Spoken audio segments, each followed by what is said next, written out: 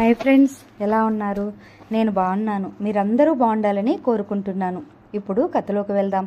చదువుతున్నది శోభారెడ్డి. జ్యోతి వద్దన్న పృథ్వీ తనే అందరికీ ఇంటి దగ్గర దించాడు అందరినీ. దోవలో వస్తుంటే నిశాంత ఒకచోట ఆపమంది. పృథ్వీ కారు ఆపాడు. నిశాంత తిరిగి వచ్చింది. కళ్ళజోడు జ్యోతికిచ్చింది. జ్యోతి అది తీసుకుంటూ, ఓ నాకు అస్సలు గుర్తే లేదు అని కళ్ళకు పెట్టుకుంటూ, పృథ్వీ బాగుందా? నిశా సెలెక్ట్ చేసింది ఈ ఫ్రేమ్ అంటూ వ్యూ మిర్రర్లో చూసుకున్నాడు. నాకేమంత బాగాలేదు, ఇంకా ఖరీదు గల తీసుకోవాల్సింది అన్నాడు పృథ్వీ. నాకు బాగుంది అన్నాడు జ్యోతి. వెనక్కి తిరిగి నిశాంతతో, నిశా, నా మనసంతా ప్రయాణ హడావిడిలో ఉంది. దీని మాటే మర్చిపోయాను. నువ్వు గుర్తు చేయకపోతే ఈ పాత కళ్ళజోడుతోనే వెళ్ళేవాడిని. థ్యాంక్ యూ, ప్రేమ్ నాకు చాలా బాగుంది అన్నాడు. నాకు కూడా ఏం బాగలేదు అంది వసంత. దాని గురించి తెలియకపోయినా పృథ్వీని బలపరచాలనే ఆతురతతో. ఏదో ఒక మాదిరిగా ఉంది అంది రాధమ్మ గోడ మీద పిల్లివాటంగా. ఎవరికి ఎలా ఉంటేనే పెట్టుకునేవాణ్ణి నేనుగా, నాకు బాగుంది అన్నాడు జ్యోతి. ఎందుకు బాగుండదు? ఇచ్చిందెవరు? మరి ఫ్రెండ్ కదా అన్నాడు పృథ్వీ ఏడిపిస్తున్నట్లుగా.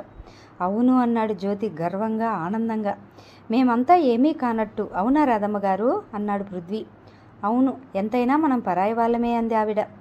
ఎందుకు ఉడుక్కుంటారు? నువ్వు ఫ్రెండ్ కాదా ఏమిటి పృథ్వీ అన్నాడు జ్యోతి కళ్ళజోడు సరిచేసుకుంటూ. నిశా లేనప్పుడు నాకు అనుమానం రాదు, ఉన్నప్పుడే అనుమానం వస్తూ ఉంటుంది అన్నాడు పృథ్వీ. వట్టి పనిలేని పనికిమాలిన అనుమానాలు పృథ్వీ. అనుమానం అనేది ఒక భయంకరమైన వ్యాధి. జాగ్రత్త సుమా, కరకర నమిలి తినేయగలదు నిన్ను. అతను అన్న తీరుకు అందరూ గొల్లున్నవ్వారు.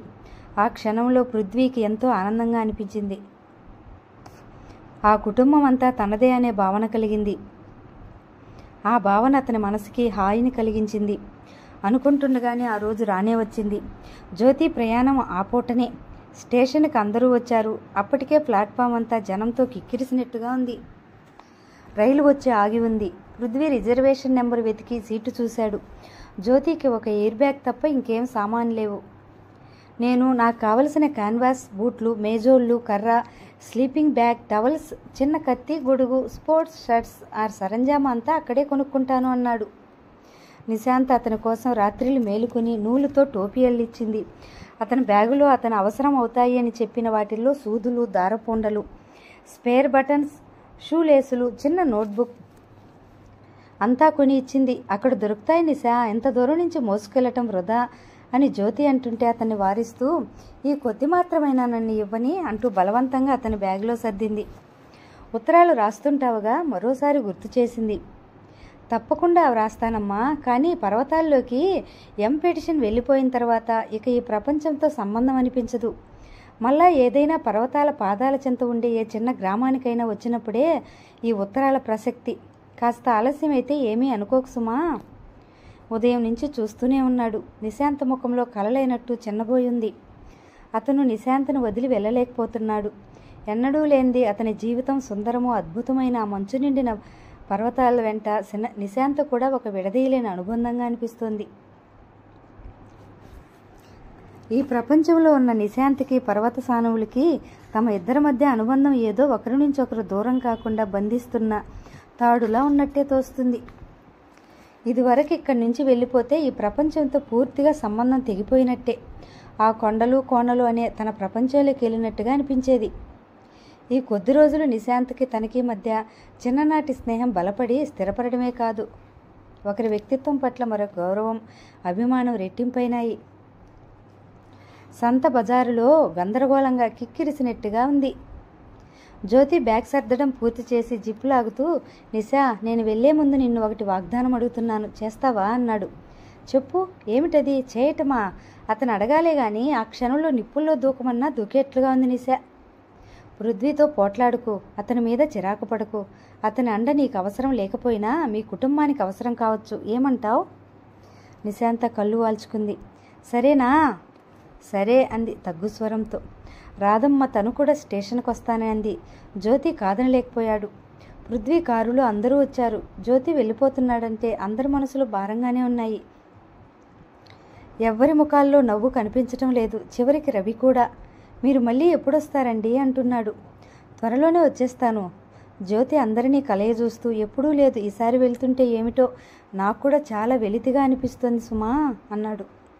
రైలు కదలటానికి ఇంకొక 2 నిమిషాల వ్యవధి ఉంది. రైలులో కూర్చున్న జ్యోతి చేయి చాచాడు. నిశాంత చప్పున ఆ చేతిని గట్టిగా పట్టుకుంది.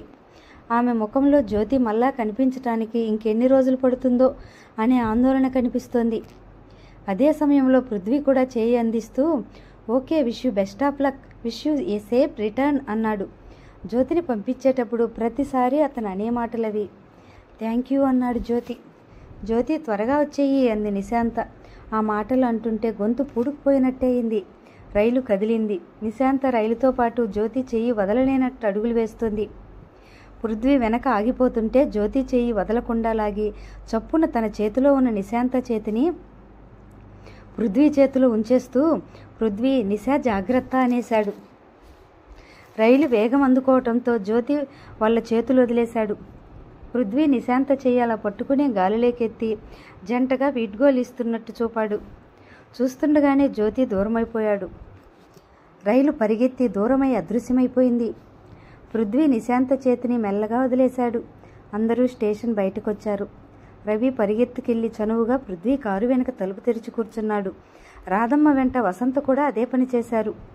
పృథ్వీ వచ్చి నిశాంత కోసం ముందు వైపు డోర్ తెరిచి తను డ్రైవింగ్ సీట్లో కూర్చున్నాడు. నిశాంతకి తప్పలేదు. వచ్చి కూర్చుంది. ముఖమంతా కత్తివేటికి నెత్తురు చుక్కలేనట్టుగా ఉంది.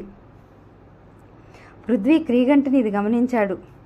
జ్యోతి వెళ్ళిపోతే అందరికీ బాగా బాధగా వెలితిగానే ఉంది. ఆ మాట నిజమే.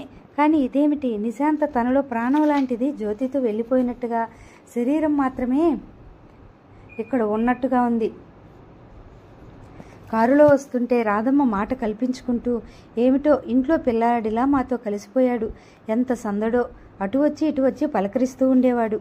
అయినా అసలు ఇతని వరసే నాకు అంతుపట్టడం లేదు. చక్కగా అందరిలా ఏ ఉద్యోగమో సద్యోగమో చేసుకుంటూ అందరి మధ్య ఉండక ఇలా కొండలు అరణ్యాలు పట్టుకుని తిరుగుతానంటాడేమిటి అంది. ఆవిడ మాటలు ఎవరూ పట్టించుకోలేదు.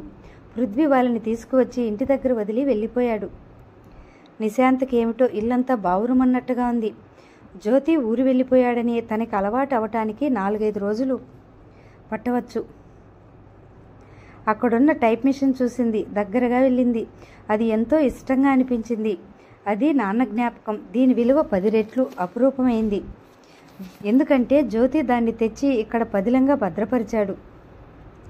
నిశాంత టైప్ మిషన్ మీద చేయి ఆనించి ఒక్క వేలుతోనే అక్షరాలు ఒక్కొక్కటే ఎంతో శ్రద్ధగా అపురూపంగా టైప్ చేసింది ఇంగ్లీష్లో. దాని అర్థమై, ఇది జ్యోతి, నువ్వు వెళ్ళిపోయావు, నాకేం బాగాలేదు, ఈసారి నేను కూడా నీతో వచ్చేస్తాను. జ్యోతి ఊరు వెళ్ళిపోయిన తర్వాత 2 రోజులు మామూలుగానే గడిచిపోయినాయి. నిశాంత దినచర్య ఉదయం లేవటం, 10 గంటలకు ఆఫీస్కి వెళ్ళటం, సాయంత్రం రావటం, భోజనం చేయటం, నిద్రపోవడం లాంటి అతి మామూలు దినచర్యతో యాంత్రికంగా గడిచిపోయింది. నిశాంతకు జీవితంలో ఏదో వెలితిగా అనిపిస్తోంది. అదేమిటో తెలియదు. జ్యోతి వెళ్ళిపోవటం కారణమా అని సరిపెట్టుకో చూసింది. అది కాదని అర్థమవుతుంది. మరి ఇంకేమిటి? ఏమిటో అంతు చిక్కటం లేదు. పృథ్వీ సాయంత్రం వేళ 1 నిమిషం వచ్చి కనిపించి, అంతా కులాసా కదా అని అడిగి వెళుతున్నాడు. కులాసా కాకుండా మాకేమవుతుంది అంది నిశాంత. ఏమో, ఏ నిమిషంలో ఏమవుతుందో ఎవరు చెప్పగలరు అన్నాడు. నేను ఊరు వెళ్తున్నాను, వారం రోజుల తర్వాత వస్తాను అన్నాడు. అతను వచ్చిన తర్వాత పట్టుమని 5 నిమిషాలు కూడా కుర్చీలో కూర్చోలేదు. లేచి టేబుల్ మీద పుస్తకం చూస్తూనో, కిటికీ తెర పక్కకు లాగుతూనో, మాట్లాడుతూనో వెళ్ళి గుమ్మం దగ్గర ఇటువైపుకు వీపు పెట్టి ఏదో ఆలోచిస్తూనో, అంతలో వెనక్కి తిరిగి గదిలో మళ్ళా అటు ఇటు తిరుగుతూనో గడిపేశాడు. నిశాంత కుర్చీలో కూర్చుని కళ్ళతోనే అతని కదలికలను గమనిస్తోంది. అతను నిలబడటంలో, కుర్చీలో కూర్చున్నవాడు చుటుక్కున లేవటంలో ఏదో తెలియని అశాంతి అస్పష్టంగా కనిపిస్తోంది. స్పష్టంగా కూడా ఉంది. ఊరు వెళ్తున్నాను అనే మాట 4-5 సార్లు గుర్తు చేస్తుందో చెప్పాడు. అతను వెళ్ళబోతూ ఆగి వెనక్కి తిరిగి నిశాంత దగ్గరకు వచ్చాడు. జేబులో నుంచి కాగితం తీసి దాని మీద చకచక అడ్రస్ రాసి నిశాంత పక్కన ఉన్న టేబుల్ మీద పెడుతూ, ఇది కలకత్తాలో నా అడ్రస్, ఏదైనా అవసరం ఉంటే నాకు ఫోన్ చేయవచ్చు అనేసి సమాధానం ఆశించని వాడిలా అంతలో గిరుక్కున వెనక్కి తిరిగి వెళ్ళిపోయాడు. మాకేం అంత అవసరం ఉండకపోవచ్చు చెబుదామని అనుకునే నిశాంత పెదవులు అతను అలా వెళ్ళిపోవటంతో ఆగిపోయినాయి. అతను వెళ్ళిపోయాడు. నిశాంత కాగితం పట్టుకుని ఆలోచిస్తుంది. పృథ్వీ ప్రవర్తన వింతగా ఉంటుంది. మాట్లాడుతూనే హఠాత్తుగా మధ్యలో సంభాషణ తుంచివేసినట్లుగా ఏదో అర్జెంటు పని గుర్తుకొచ్చిన వాడిలా చుటుక్కుని వెళ్ళిపోతాడు. అవతల వాళ్ళు ఏమనుకున్నది అతని లక్ష్యపెట్టడు. అది అతని అవసరమో స్వభావమో ఏమై ఉంటుందా అని తెలుసుకునే కుతూహలం నిశాంతకు లేదు. పృథ్వీ వెళ్ళిపోయాడు. నిశాంత దినచర్య మామూలుగా అయిపోయింది. జ్యోతి పరిచయం ఒక జడివానలా తన జీవితంలోకి వచ్చి సందడి చేసేసి అంతలో వెలిసిపోయి వాతావరణం మామూలు అయినట్లుగా ఉంది. ఇప్పుడు జీవితం అంతా ప్రశాంతత. తమని గురించి ఎవరూ పట్టించుకోరు. ఎవరికీ తమ అవసరం లేదు. సుఖమైన దుఃఖమైన పంచుకోవటానికి ఎవరూ లేని ఏకాంతం. జైలు గోడల మధ్య మనిషి ఏకాంతంగా ఉండే సమయాన్ని ఏమంటారు? ఒంటరితనమా? అదే దాని పేరు. నీ గురించి ఆలోచించేవాళ్ళు, నిన్ను చూడాలని అనుకునేవారు, నీ క్షేమం గురించి పట్టించుకునేవాళ్ళు లేకపోతే ఈ ప్రపంచంలో నీవు ఒంటరివాడివే అని ఎక్కడో చదివిన వాక్యాలు గుర్తుకొచ్చాయి.